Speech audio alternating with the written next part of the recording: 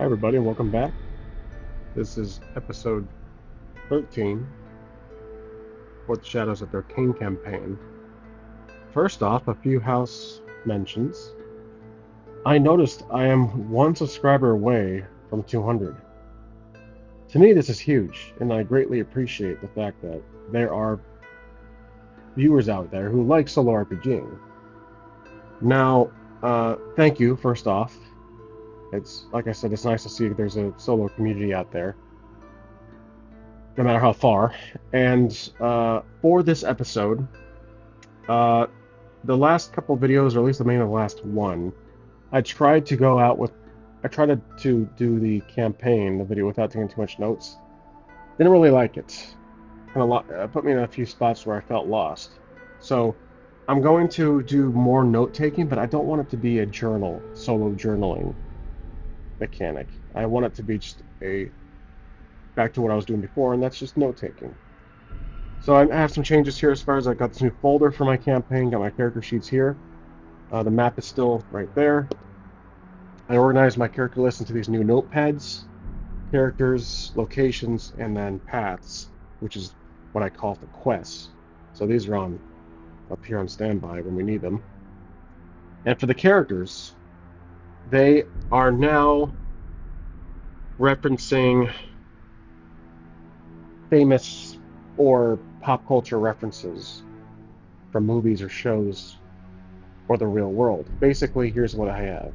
Instead of like listing certain things about the character, I'm just going to pull them from content I know. It makes it easier for me to kind of role play as that character. So Commander Fisk, like I mentioned before, he's exactly like the Sheriff of Rottingham from the Men in Tights, Robin Hood Men in Tights movie, Mel Brooks. He acts like him, he looks like him. Lord Balthazar, that was pretty easy. He's like Dumbledore from Harry Potter. Now, these are a few new ones. Stoker, the merchant we met in Riftport several times, I believe he's like Jeff Bridges from The Big Lebowski. Appearance, perhaps similar mannerisms. Catherine, who was the noble widow that we met again recently in the castle, I believe, as I pictured her, Naomi Watts from The International or The Impossible. Captain Hitharian, so far I believe he looks like Clive Owen from The International. And as you can tell, The International is by far my favorite movie of all time. Waverly, formerly Captain, I believe he looks like James Franco. And then there's Orchid, who is the owner of Maiden's Claw. I think she's Betty White. Acts and looks like Betty White. So I have ages for them. But that's what I'm going to be doing for now on character-wise. With our characters, with our player characters, they are laid out based on Maze Rat's choices. So that hasn't changed. And I've noticed that in my recent episodes, or at least as far the campaign has been going, it seems things are getting darker, almost like the degree of Cthulhu dark. At least like a suspense or there's horror element, and it's really intriguing. I like how it's actually kind of steering away from kind of pure fantasy, like purebred fantasy, to this almost Cthulhu or H.P. Lovecraft Craftian horror or suspense, and I want to keep doing that.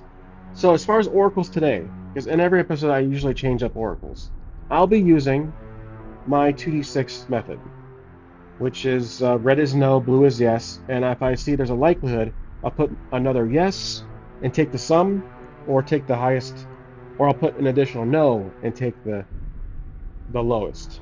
That's how that's my own personal oracle I crafted myself. And then I have tarot cards ready for moments where I need an idea. I have these conventional tarot cards. Mostly ignore the text, and I usually just use the visuals. And I have the Game Master's Apprentice card deck on standby if I need something more specific, while still being an oracle in essence. Okay, otherwise let's begin. So the location, we are outside the west gate of the castle walls, the castle itself. So let's write that in here. Location outside the castle. And we've been dealing with the book that seems to have contaminated or possessed Clovis. Like I've mentioned before, think of Clovis currently as Majin Vegeta from Dragon Ball Z, the Buu Saga. His head's been taken over by some kind of dark force. I really think that Clovis is possessed. Like, truly possessed. Via the book itself. The Book of Decay, which is the name given by Captain Commander Fisk. So this is very important for this current episode. I feel there's going to be a huge complication here. As we are leaving, we're going towards the harbor because we believe the book showed the map of that waypoint moving around to the harbor. So we believe whoever or whatever that is could be a connection to the book, to Darkain, etc.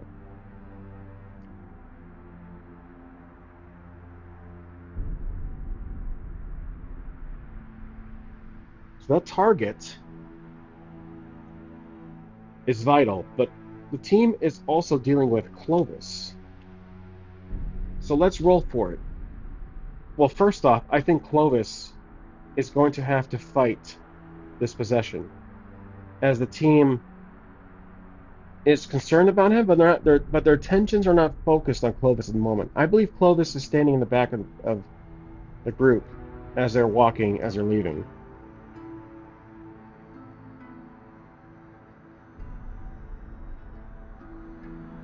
But Clovis. Let's ask the Oracle. Or let's roll for it. However, I will give him a disadvantage because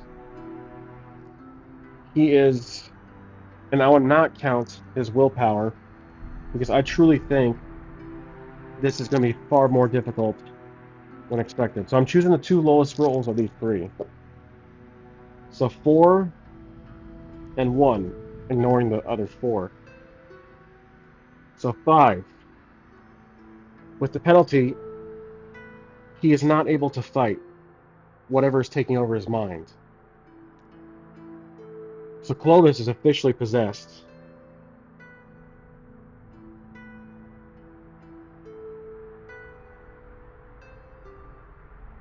And he stops walking. The crew stops, the team stops, and they turn around. They see Clovis. He's looking down at the ground with the book in his hands. Ellis says, "Clovis, you should probably put that away." Or actually, he would say, he'll inquire about Clovis's safety. He would say, "Clovis, are you okay? What's wrong?" Clovis is going to look up, and his eyes are pitch black.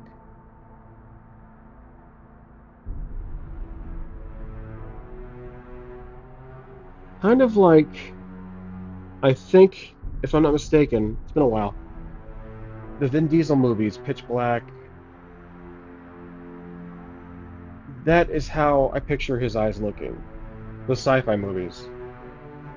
I forgot the sequels, but Pitch Black was the first one, I believe. That's how I picture his eyes. They're kind of like, maybe not pitch black, but kind of vacant. Maybe like an almost like a bluish glow. Let's do that, like a bluish glow. He smiles, and let's see what he does. This is out of my hands. It's going to be the Oracle. I'm going to draw a card from somewhere in the middle here. Ooh, okay, so someone's controlling him. That's how I see this. Medusa. I mean, you can turn the stone, but I think as I see this, something is controlling him, some greater power. So, a couple of things we can do here. First off, we need to know what Clovis will do first before we take action. I think he's going to make the first move here. Will he attack the team? I'm going to say likely. Does Clovis attack the team? Attack his own? Oh, yeah, he does. So that's 5-1. Clovis lifts his hand up and shouts a spell, which will be a spell finally, we can finally use it, Soothing Elemental. So basically what he's going to do, we're going to cross that off here because we officially used it. We're going to erase it. He's going to put our team to sleep. Soothing Elemental, that's kind of how I see it.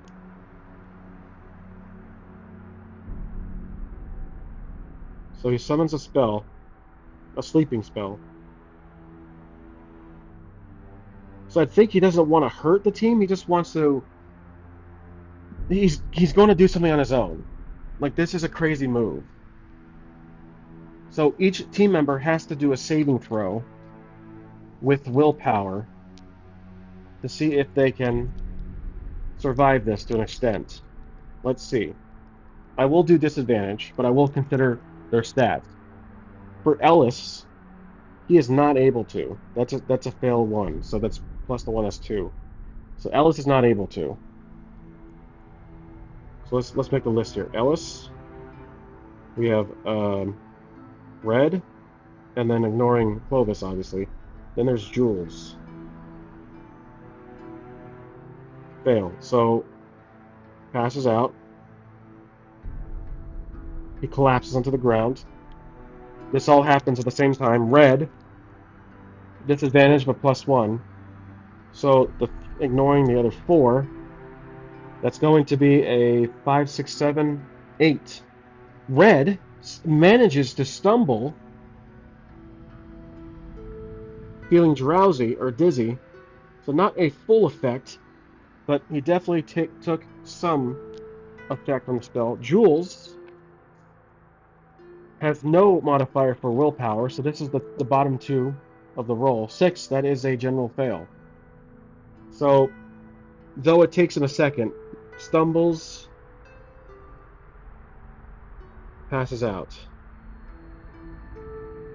Red lifts his hand up like this at Clovis and says, What are you doing?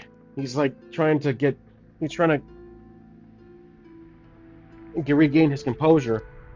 Now Clovis is going to open the book up as he laughs maniacally, and he's going to walk away, just walk straight past the team. So Clovis will leave the team. Opens the book. And now Clovis is temporarily an NPC. He is out of my hands for however long. Okay, so as time passes, I'd say Red can see Clovis walking away into the market and then kind of turning right, following with the book in his hands. That's very vital information right there. So Red sees Clovis leave in the direction of the harbor.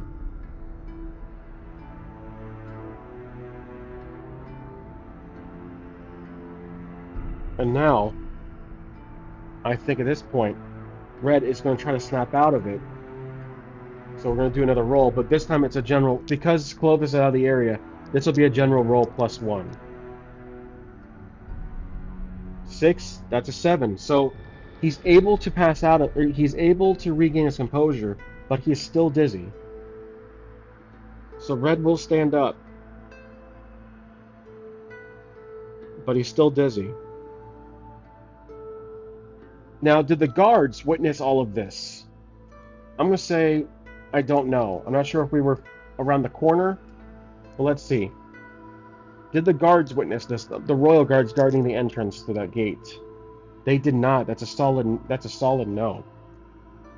So the guards were not there. There was no one around. This was an incident, an isolated event.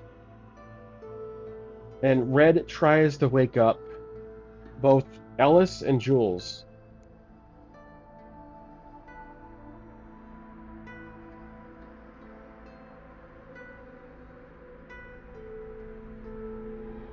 And can he do that? Well, he has to do a roll for this. This is going to be 2 rolls to Ellis, +1, 4, 5. He's not able to. What about Jules? Oh, that's a solid. Jules awakens, which makes sense. Jules was was the second affected. Okay, so Ellis cannot. Jules awakens. He gets up, like he springs up, like it's just a sudden. Ellis is still out,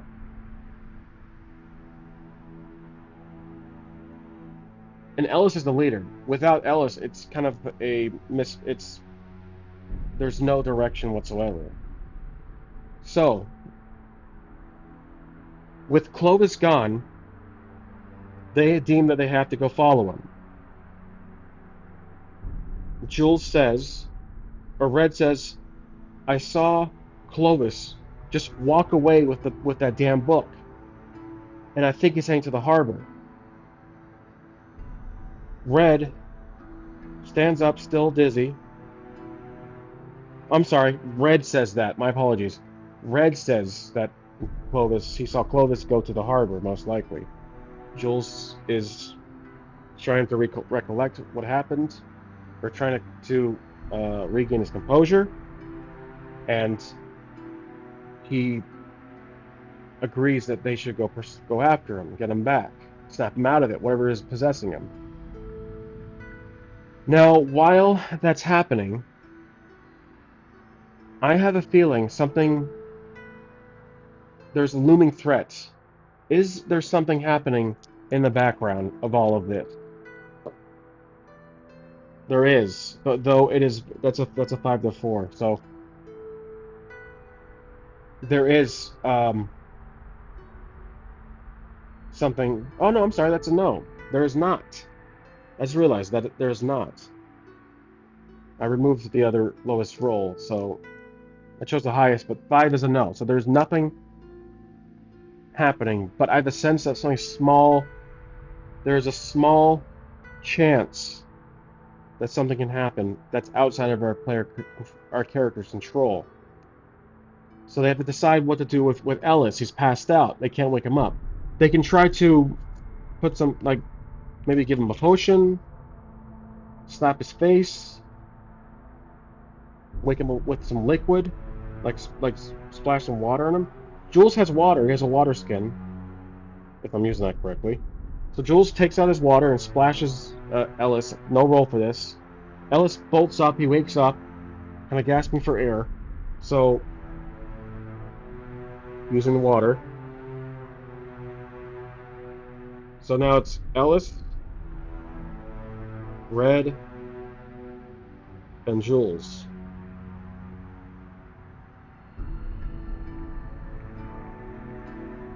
Now, while they wake up, they fill in Ellis briefly what happened. Ellis says, "Well, let's get our man back." So they run to the market and make a sharp right, heading straight to the harbor. So they run to the harbor.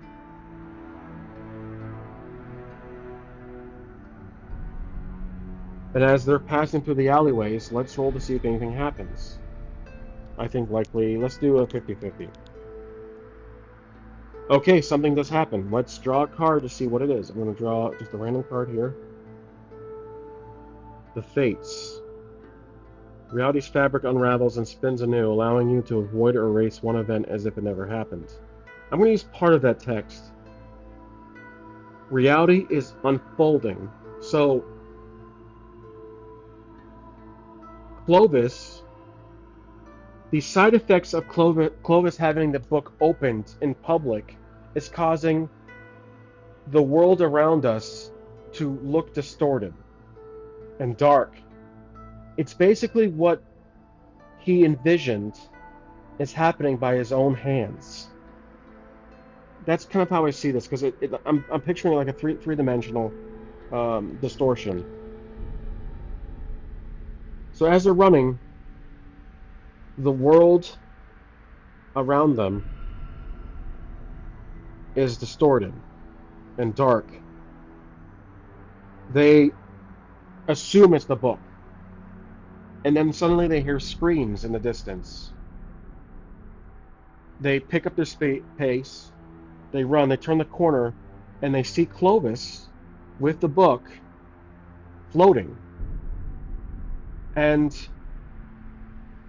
he is with someone. Remember, he was tracking something, but he is now with someone. So let's see. Clovis, book opened.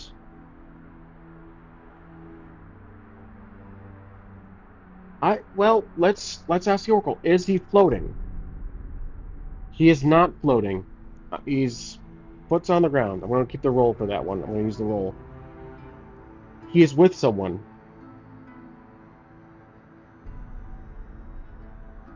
Yeah, he's with someone. Now, who is this someone? Ooh, that is perfect. Okay, so this is someone very important. It is going to be, let's see, a powerful devil becomes your enemy. All right, so I like that. That does make sense for the current theme of things.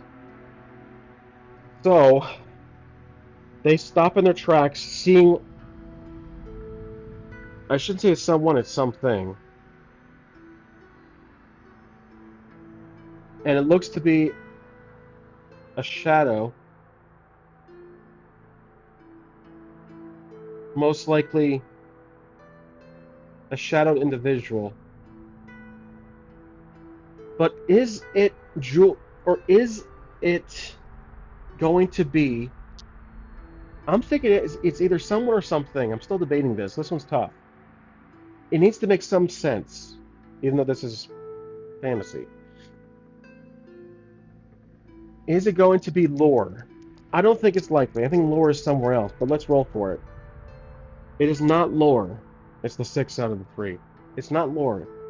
Is it going to be a creature, like a shadow demon from before? 50-50. Oh, it's possible. You know what? He's conjuring one. There is a marker. Here's what I'm seeing. There is a strange ritual marks appearing underneath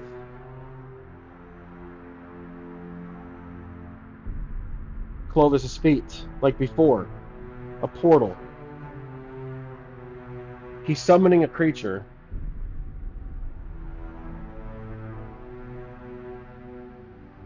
A dark creature. A dark demon. And as he summons it, he steps back.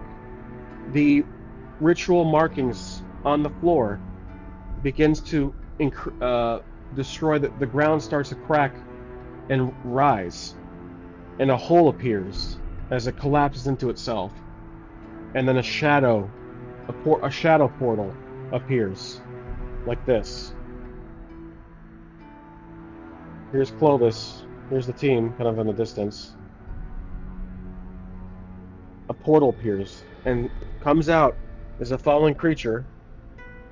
Clovis just summoned with the book. The team shouts at Clovis to snap out of it. What are you doing? This isn't you, blah, blah, blah. Let's create the creature that we're seeing with our own eyes. So, which table will it be? Will it be aerial, terrestrial, or aquatic? 2, it's going to be aerial, which has been kind of in the theme mostly out of all these creatures. Okay, so let's see. Let me write down that it summons a, well, okay, we know it summons a demon. It's a aerial creature. 3, 5, a ghoul. Ooh. Wait, I'm not saying that right. Hold on a second. Now, a gull, sorry. Not a ghoul, a gull.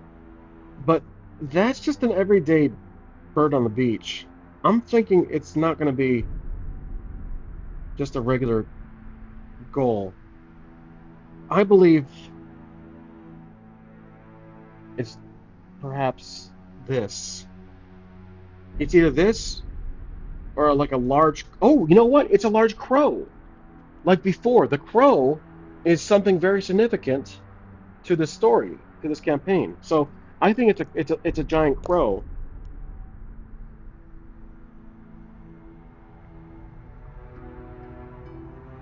It's a giant crow. It appears. Its wingspan. It's huge. It's like 10 feet tall. The wingspan. It's just giant.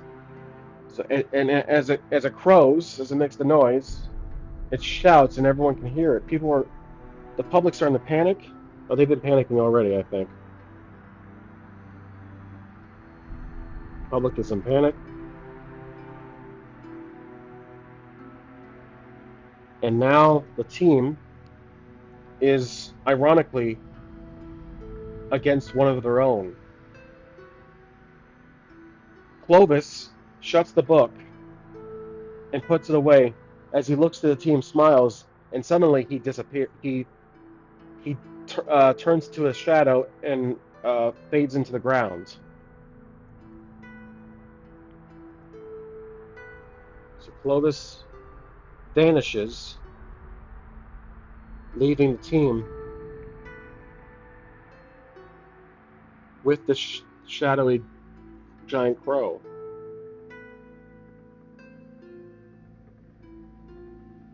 Okay, so now we're in an encounter. So the crow is going to be a tough one. I think he's going to be an armor of. Well, let's see. I think Maze Rats has some guidelines on that. He's going to have an armor class of moderate protection. Let's say 8. Yeah, let's say armor of 8. But his HP will be tough, so 3D. So we'll do 3d6. We'll roll 3d6. See how much HP we'll give him. So 9, 10. Okay, so he'll have 10, which is pretty tough. Depending on how I treat this combat. Now sometimes I do combat just on 1 or 2 hits per attack roll, or the actual difference in the attack roll, which is the rules of Maze Rats. So let's put this card away. The team is going to roll for initiative against the creature, or the shadow demon. And we're considering dexterity from red. So we have, oh, interesting. It's 6 to 7. Okay, so we won that one either way. All right, so we go first. I'm going to be using Karen rules, where I just do an attack from the team itself and then choose the highest roll. Okay, so we have to roll. We have 3 characters. I'll do this because it kind of covers up Clovis. Clovis is out of the map. He's gone. Okay, so Ellis will pull out his longsword and attack with attack bonus of 2. And that's a 6, 7, 8. That's a block. So that's not good. That's no good. Next, the shadow creature takes the hit and redirects it. Next is Red. Red's going to use his spear or slingshot from a distance with a +1 attack bonus. That's a 5, 6, 7, 8. That's also a block. Shoot. Jules is going to use his longbow. Has a +1 bonus. Oh, that is. I'm going to say what you guys see. 12. That's a critical. So that's huge. Here's how I'm going to make this work. I can either just do a hit times 2. So a hit plus the 1 from the longbow, and then times that to 2, so that's 4. Because this is kind of a mid-range boss fight, I will do a hit base, not the actual total sum. So A general hit, the bonus hit, 2 times 2 because it's critical, that's 4 damage. So the creature's down to 6. The creature shouts in pain. That's the highest roll I'll be using. Now, the creature attacks the team. They'll go after Ellis. Ellis is actually still hurt. Or no, never mind. Ellis is good. That's a miss.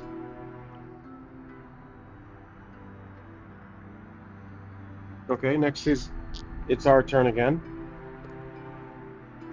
Ellis will do his attack roll.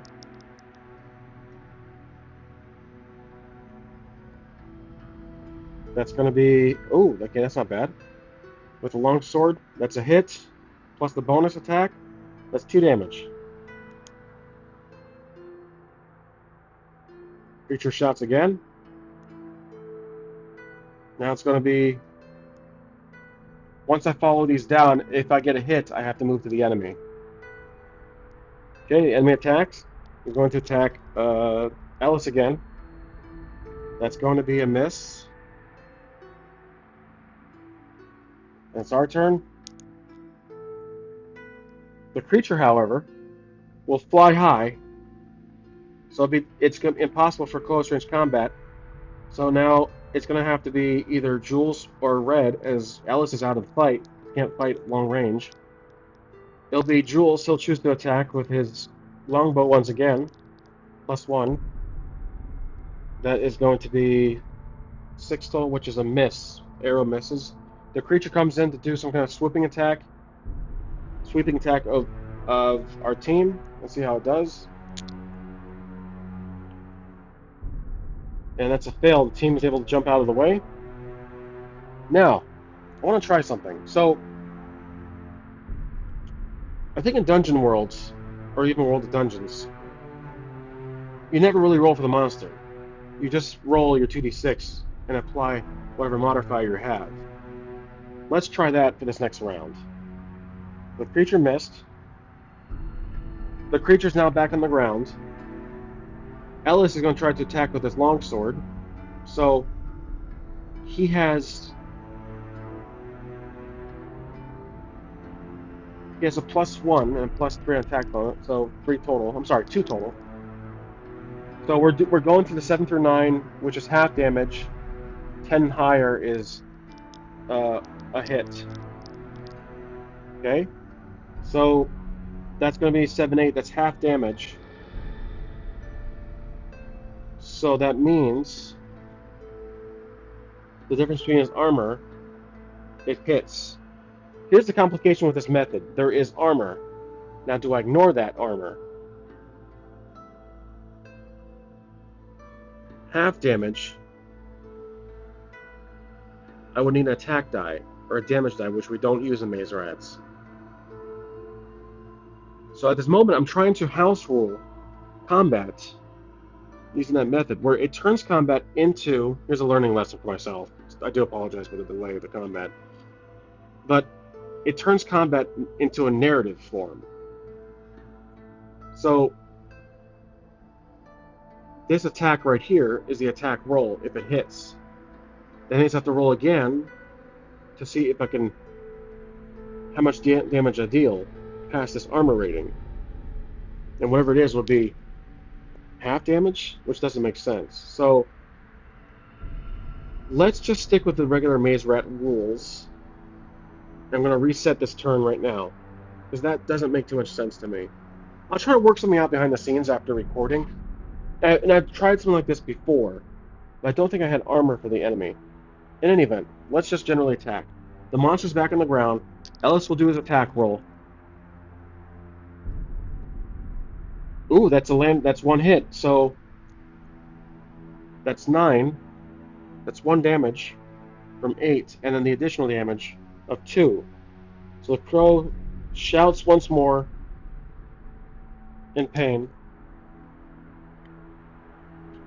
Now the creature attacks. The creature's going to attack Ellis because he's been the VIP so far, or he's been the most active.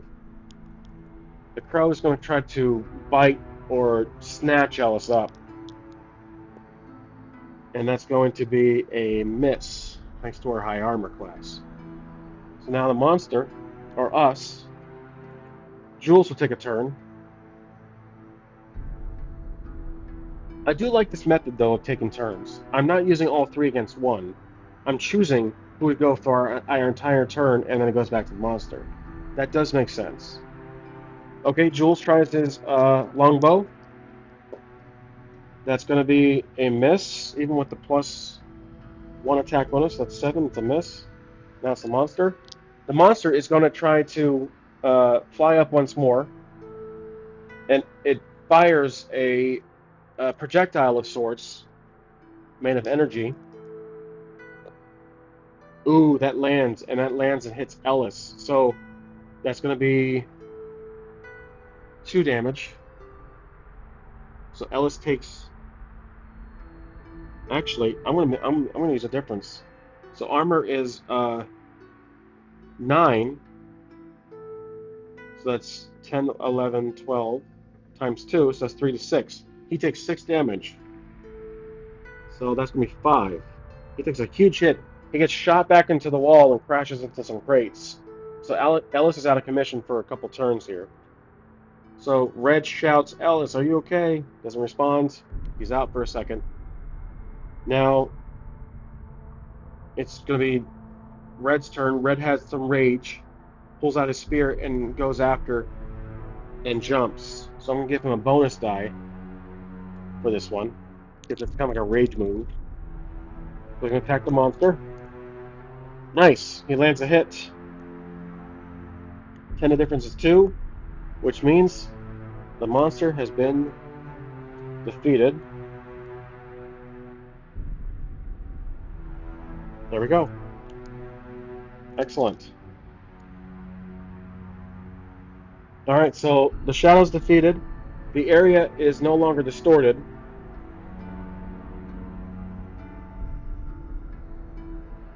The portal disappears underneath their feet, or underneath where Clovis was. Clovis is still gone.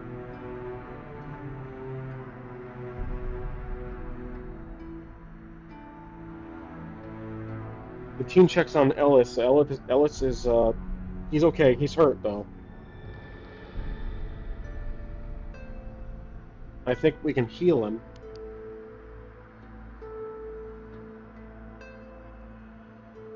Let's see, who has potion or something? I thought I had some kind of healing. Vial of healing, yeah. So Red gives the vial of healing to Ellis, and Ellis will heal a d6 from that heal.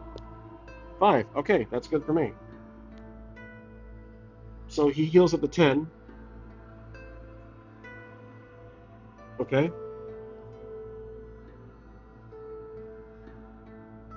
Alright, so he's healed. The crowd is still panicking. This is session 13. Let's move some stuff out of the way up here. There we go. Okay. Session 13 continued.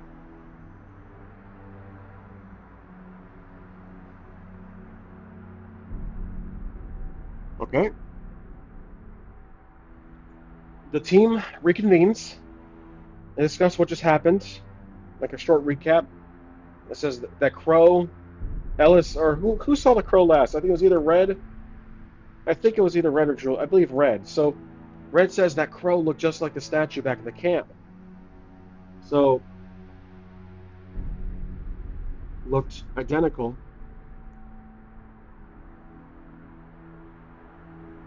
to the statue from the camp. Which means the book itself is related to Darkain. This is a huge discovery. So they connect the dots here. Mostly Ellis, I think. The book is connected to Darkain. Which also means they very well know that Commander Fisk knew that, and that's why he gave the book to Clovis. He wanted a magic user to wield the book to cause havoc, but why? That's the question. Why did Commander Fisk, if he is corrupt, do this? Maybe he's corrupt with the book itself. So, Commander Fisk knew the book would corrupt Clovis. Good. So, that's a huge reveal. The book is connected to Darkain. Okay, so the team, they have to rush back to save. They have to rush back to the dungeon. Okay, so as they turn around, they run back through the harbor, through the alleyways. And do they run into anybody? Let's roll. That is going to be a. Oh, they don't. Okay, so it's not. Even when likely it's not. The advantage. I don't count the sum if it's likely. If it's very likely, like a certain, I count the sum of the two highest rolls on the one side. But that was just likely, so I chose the highest roll out of all of them. Okay, so they run back. This was just all distraction. It was a ruse to the castle. The royal guard. Let's see what they see. A fool. Okay, so I think this represents the team right now. They feel like a fool for being tricked into chasing Clovis with the book. They should have realized the book was just was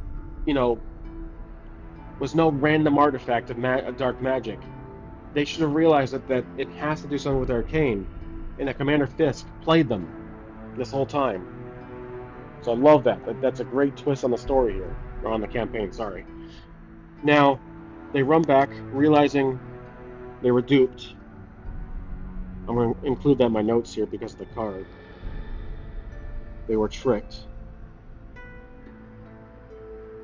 And like I said, as they run to the location, they are now, let's see, outside the castle.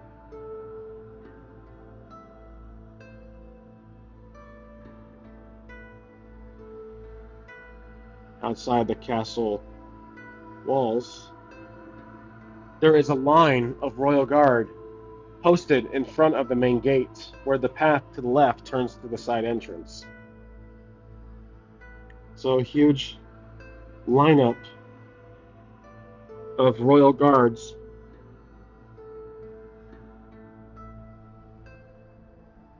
blocking the entrance, or blocking their path in general. They stop. The royal guard are all heavily equipped with spears, and they all point the spears to our team. Now, do the royal guard appear to be under some kind of control or some kind of telepathic command? I'm going to say yes, likely. Okay, so it's hard to tell. It's really hard to tell. Let's roll for it from Ellis. Does Ellis see the similar fate that happened to Clovis with the royal guard? We'll roll a will check. 5, 6, he can't tell. They all have helmets. Let's just say that. It's hard to tell. But then they do this. A gem. Interesting. They're all wearing very pristine. No, value, money. The royal guard. One of the royal guard shouts that you three have been deemed to be, let's see, not fugitives, but spies. Okay, so they shout, the guards shout. Oh, I know, I have a great idea here. Sorry, guys, I'm going to put that card away. It does help, though. Guards shout, the team is under arrest for the death of, guess who? Captain Betharian.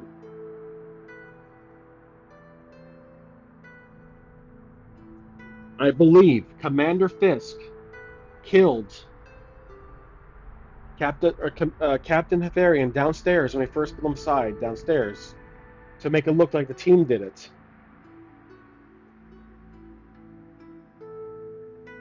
Which some Royal Guard might be able to say they didn't do it because they saw the captain, those two that are posted outside, but I believe those two, all these guards are just following orders, most likely. The guards shout that the team is under arrest for the death of the Captain Hetharian. The team freaks out, and we can either run away. Ellis looks to the team and says, quickly, to Waverly's house. So Ellis tells the team, flee to Waverly's house, hoping he's there in the first, which he is. He's unemployed. So let's make sure we update our character list. That Captain Therian is dead, deceased. DED, dead. And now I think we might have to update our path, because Captain's relation, that's out of the order now. His interest in the book, that's out of the order. Run, let's see. I'll do that in a second. We still have to investigate the dungeon, but that might be delayed for a while. Spiritual lore, well, yes, things have got flipped over now because of this sudden reveal. The Royal Guard starts marching towards the team. Ellis turns around. We gotta roll for dexterity here if they can flee. As the Royal Guard picks up pace, chases our team. Rolling for dexterity. I believe I'm going to do an advantage because we were further away. So Ellis, here's Ellis first. Okay. It's 4-4, that's an 8. Ellis is able to flee. Ellis flees, but he's behind because it's a partial success. He's behind. Red, he has dexterity bonus of +2. Is he able to flee? Ooh, okay, so that's going to be 6, 7, 8. That's a similar roll. Red, please. But what is this? What is the complication here? I'm a little. Let's see. He forgets where to go. Okay, so he runs in a separate direction. That's how I interpret the idiot one. Please, runs in separate direction. To Waverly's house. I think Ellis knows best where Waverly's house is. Maybe Red collided with someone and had to change direction. Like maybe he fell over or he tripped and he's going towards a different direction. But this one's important for Red. And then we have to roll for Jules. Jules has +2 dexterity. Oh, and perfect! Okay, so he leads the pact. That's a 14. Alright, so Jules leads Ellis to Waverly's house, which gives him an assist, so I'll use that as an advantage. The guard is somewhat behind. Red is going to cause a distraction, and let's see, what can he do? He's going to throw grease on the ground. Let's try that. So Red throws grease to trip some of the guards from a distance. This will be a dexterity throw, I think. Let's try it. Nice. So that's going to be 10, 12. Okay, so He slips maybe 6+ guards with grease. There's a lot of grease.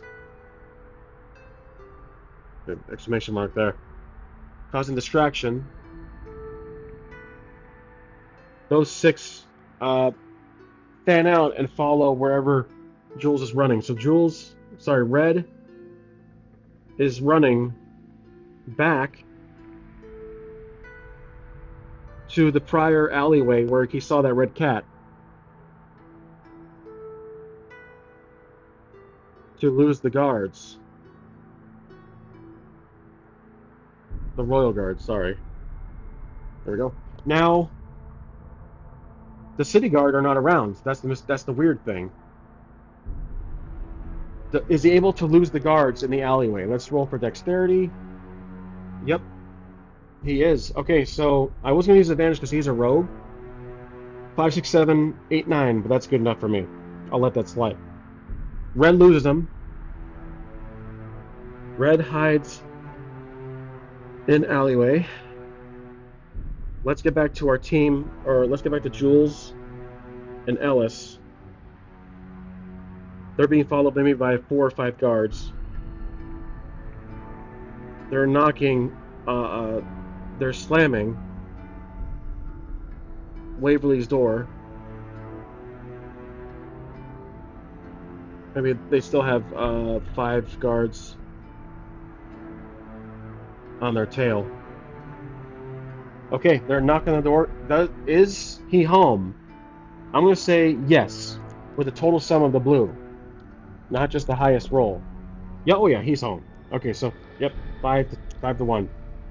Waverly opens the door. Is he drunk? I'm gonna roll this one, 50-50. He is.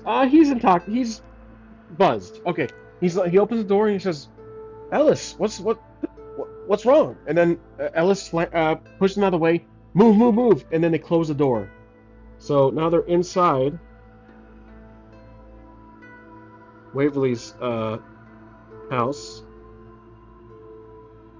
and they keep their hands on the door. Do the guards run by? I believe they do. Yep, they do. 6 to 3. Okay, they see the guards run by in the window, run by the house, and that's where I'm going. Well, Ellis takes a deep breath. Jules drops to his knees and just falls against the wall. He's breathing just heavily. Ellis walks over to the dining table once again, sits down, looks to Waverly. Waverly is just there in disbelief. He's holding a cup, a mug of beer or alcohol, and he says, "What's going on with you two? Where's your friends? What's going on?" So Waverly's asking, as he should, is asking what is going on, and he's buzzed. Remember, I think early in the day he was drunk, so that does make sense. Okay, so that's where we end this episode. Cinematically it would show Ellis's face, camera panning in or trucking in really close, and cuts to black. That was intense. I really like this one. That was a great episode. A few twists and a counter, and now we're on the run. And poor Red is out there by himself. Clovis, we have no idea. The team is split up. This is insane. I love it. So let me make some notes here for the next episode. So Clovis is missing by choice, I would say. Red is hiding in alleyway. I'm going to put a little note here for myself, cat. And then, oops, like this. There we go. Ellis and Jules hiding in Waverly's house. There we go.